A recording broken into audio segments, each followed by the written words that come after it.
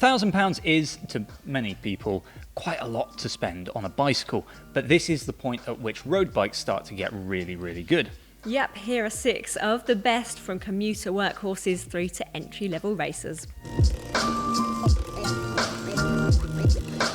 Becca, I think we should start by saying that with many of these bikes there are some pretty frustrating supply issues, which we're really not surprised about. The start of the global pandemic saw cycling's popularity soar here in the UK, but the industry wasn't ready for that surge, and factory closures meant that this particular section of the bike market was rather squeezed. Yeah, with so many people taking up cycling, which, by the way, we absolutely love to see, availability has become quite limited. So if you like the look of one of the bikes that we highlight today, don't be too surprised to find that the wait for your size might be frustratingly long. Yeah. Should we get on with some bikes? Yeah, let's do that then. Yeah.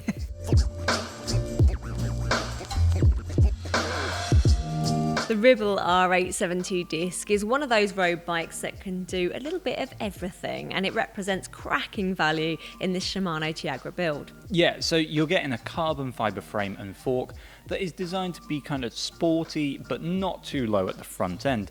That gives you comfort on longer rides while ensuring that you're still going to be efficient. Yeah, Shimano's Tiagra Group set is brilliant these days, providing slick shifting and decent all-weather braking from the cable-actuated disc brakes. So I actually had Tiagra on my first road bike, my first serious road bike anyway, quite a number of years ago, and it was, well, questionable, but these days Tiagra is absolutely fantastic. Yeah, it's amazing to see how good the kit is on bikes around the £1,000 mark these days. I'd put this bike in the endurance category, but with mounts for mudguards it'd be equally suited to a longer commuter bike if you fancy ditching the car and saving some money each month.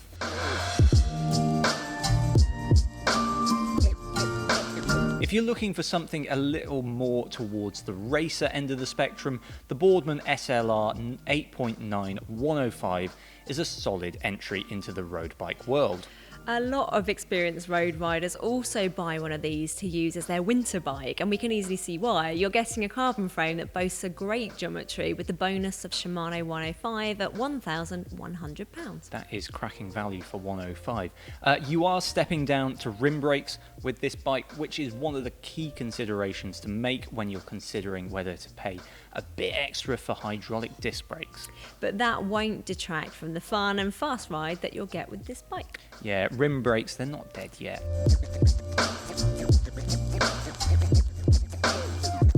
Okay, switching things up a little, the Triband RC 520 disc is a smashing choice for long distance comfort. This road bike is incredibly versatile, offers a comfortable ride on our increasingly rough roads, and is quite simply serious value for money. If you're looking for a bike that can handle the daily commute as well as take on some gravel trails and a bit of touring, the Triband is well worth considering. Just be aware that it's not a race machine. Yeah, the RC 520 disc comes in men's and women's specific versions, and with the 6061 aluminium frame, the RC 520 gives you most of a Shimano 105R 7000 group set and TRP's Hydro Road disc brake calipers. That's quite a mouthful.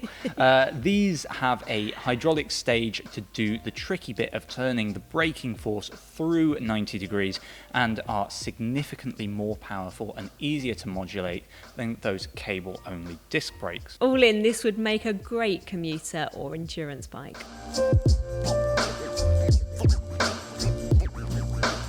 The classic entry into the world of road bikes is the Specialized Alley, and this sport model will get you rolling on the road for a quid under 4 figures.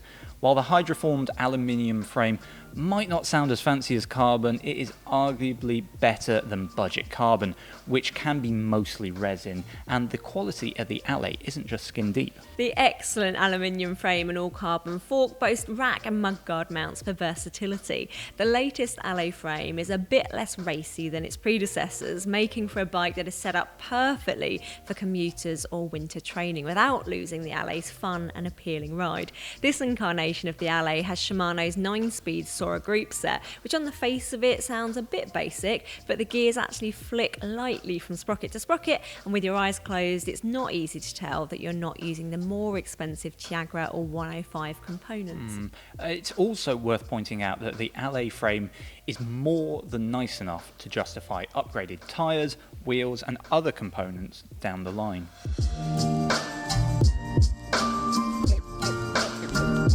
Another classic starter bike is the Cannondale Synapse. It's so popular with recreational riders that people often stick with the Synapse when they eventually go to upgrade. So we're confident about pointing you towards the Tiagra model at £1,100. So like the Alley, the Synapse at this price point uses an aluminium frame with a carbon fork, and the good news for you is that Cannondale are really rather good at doing aluminium frames. Yep, the Synapse is an endurance road bike, and that means you're going to get a frame with a comfortable but still sporty riding position. Cannondale has gone for disc brakes, keeping the cost down by using a cable actuated system. These aren't as nice to use as a hydraulic system, but they still give you the consistent braking performance that many love about their disc brakes.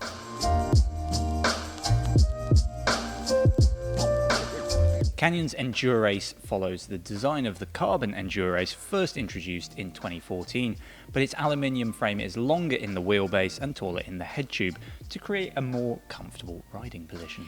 The aluminium frame is partnered with a carbon fibre fork with a 27.2mm seat post and a complete Shimano Tiagra group set here with a compact 5034 chain set, Fulcrum Racing 900 wheels and Continental Grand Prix SL tyres, and a weight of 8.7 kilograms according to Canyon. So this model has rim brakes, but Canyon has still managed to make room for 28mm tyres, and frankly, Shimano's Tiagra rim brakes are still pretty good. This bike is actually a great representation of the price differences between rim and disc brakes. The Endurace 6 discs hydraulic stoppers add £350 onto the price and half a kilogram onto the weight, which explains why rim brakes are still really common in this price range.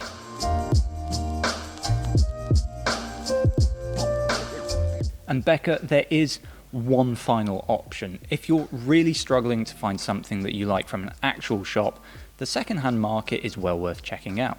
Okay, you do have to do a fair bit of searching, and there are some key things to inspect and ask the seller before you hand over any money. The first thing is a simple one, but it's one that tells me a lot about the bike's history. Is the thing clean? Yeah. Now, if the seller can't even be bothered to clean it to make it more sellable, then the chances are that they did not take great care of the bike when they were actually using it. I have to say, I'd want it as clean as the one behind us. A clean bike is also easier to inspect. There is going to be some wear and tear, and scratches are normal, but when I buy secondhand, I'm looking for cracks in the frame and fork. Beyond that, I would just be prepared to pay for like some worn components, replacing them, like the chain, maybe the brake pads, say. Yeah, there's also a slight risk that you could be buying a stolen bike. Ask the seller for proof of purchase or the frame serial number. If you're at all suspicious, then it's wise to take your money elsewhere. There are plenty of reputable second-hand sellers out there. Absolutely. And if you do your homework, you should be fine. Right, there are 6 of the best road bikes that sit around the £1,000 mark. Which one would you pick? Let us know down in the comments below. Or would you be tempted to go down that second-hand route? Again, let us know in the comments. Now, if you like this video, please do give us a like and subscribe for more. Thanks for watching. See you next time.